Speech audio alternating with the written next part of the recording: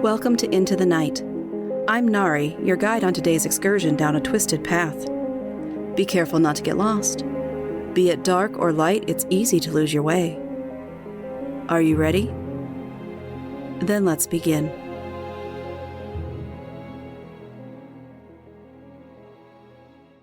Sincerely yours.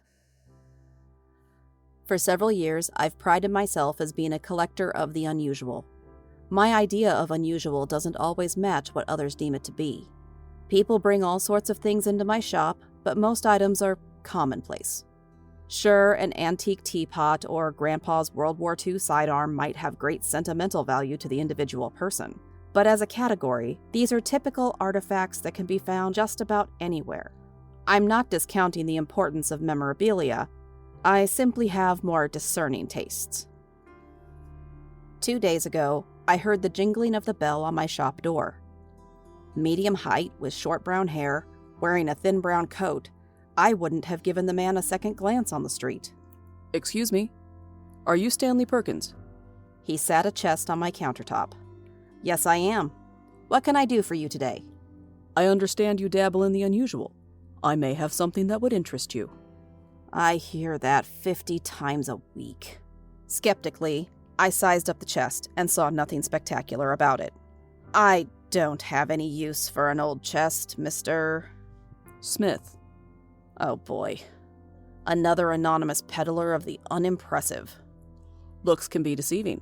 The chest itself isn't of importance. It's the contents that you may find interesting. I stared at the chest, and I'm afraid I didn't hide my doubts well.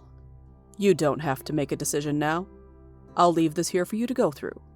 All I ask is that you keep the contents in the same order they are now. Sounds fair enough. How much do you want for it, if I decide I want it? We can discuss the terms once you've taken a look. I'll come back on Friday. I've only let a few people, those with an interest in the unusual and the unexpected, see what's inside. Remember, go through every item. Then, we will close the deal. Apparently, no one else wants to buy it. What the hell, though? Business is slow, and I've got some time to go through it. Okay, I'll give it a gander. No promises, though. I assure you, we will strike a deal. I turned to unclasp the latch to the chest, and when I turned around, Mr. Smith was gone. The jingling of the bell on my door was the only indication he had left. Truthfully, I didn't think there'd be anything worthwhile in it, but I opened the lid to find stacks of papers. The parchment was yellowed and brittle. Old paper like that requires special handling, or the oil on our hands will ruin them. So I found my box of latex gloves and put a pair on. I had to protect the documents, not only out of respect for the current owner, but because I wanted to get top dollar for them if they turned out to be something special, and I chose to strike a deal. I picked up a few stacks and set them on the counter. Then I remembered Smith's request to keep everything in order. So I carefully placed them back together and hoisted the chest to the floor. I pulled up my comfy chair, refilled my coffee cup, and took a look at the first paper in the chest. A letter. An old one. Dated May 4th, 1864. What do we have here? Dear Jimmy, I have been by your side since you were a small boy. I've accompanied you on many adventures, and I have so many fond memories of you. Do you remember the time when you and your brother dove off Steeple Rock into the river, but the current had moved the location of the pool? Or the time Old Man Gentry mistook you for a burglar and barely missed you with that shotgun blast? Those were some close calls, but you made it through. Tonight, you are sleeping on the ground, dreaming of home and of those loved ones you have left behind. Tomorrow is a big day. The enemy has advanced farther, and you are going into dangerous territory. Know I am standing beside you and will not leave you, my good friend. Sincerely yours, G.R. A second page accompanied the letter. An obituary for Jimmy Thompson from a small-town newspaper gave the details of his passing. Age 17, son of Edith and Ezra Thompson. He died May 5th, 1864, in the Battle of the Wilderness. Why, he died the day after that letter was written. Always a softie for Civil War memorabilia, I began to think the chest might have potential. I carefully set Jimmy's letter and obituary on the counter and read one after the other. So many were written to Civil War soldiers on both sides of the fight. Others were to farmers, doctors, school teachers, and people of all ages and walks of life. Filling up my cup of coffee, I pondered the fact that each letter was written the day before the death listed on the obituary. I picked up the next letter, dated November 18th, 1904. Dear Maud, you are a remarkable woman, my dear. You have come so far from being that scrawny little girl who caught frogs and climbed trees with her brother.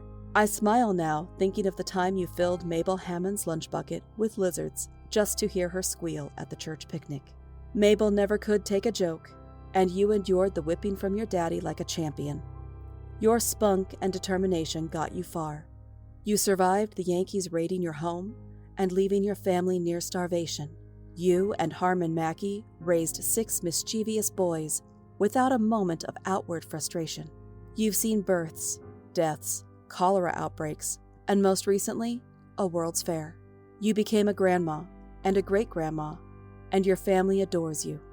I have enjoyed every moment we have spent together. I will be seeing you soon. Sincerely yours, G.R. As with the other letters, an obituary for Maud Mackey accompanied it. I read through several more, and the dates moved progressively forward.